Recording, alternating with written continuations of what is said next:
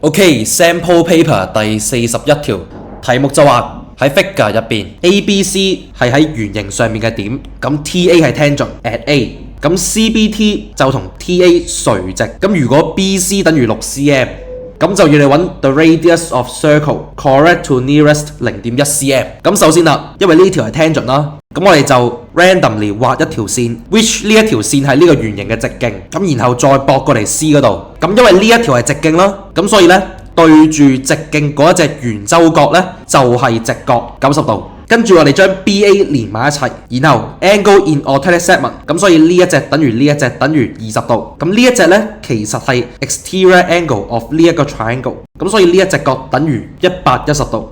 跟住啦，剩低嘅呢一隻角呢，就180減呢個再減呢個，咁就等於50度。咁只要我哋揾到 AC， 我哋就可以揾到呢一條直徑啦。因為呢一個係一個 triangle 啦，咁我哋可以用 sin cosine tangent 啊嘛。咁但係我哋可以點樣揾到 AC 呢？咁我哋就用 sin formula 啦。咁 AC over sin 110度等於6 over sin 50度，咁 AC 就等於6 sin 110 over sin 50度，咁就等於 7.3601。跟住啦，呢一隻角，咁因為呢兩隻角係 cyclic quadrilateral 嘅 opposite angle， 咁所以加埋就等於180度。咁180減20減90減50，咁剩低嘅呢一隻呢，就等於20度。咁 diameter 我哋當係 D 啦。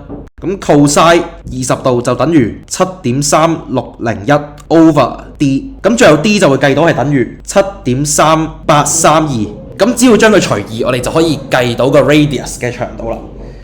咁 radius 呢，就等於 3.91， 後邊一抽嘢。咁因為答案就係要 correct to nearest 0.1cm， 咁所以呢，答案就係 B 3.9。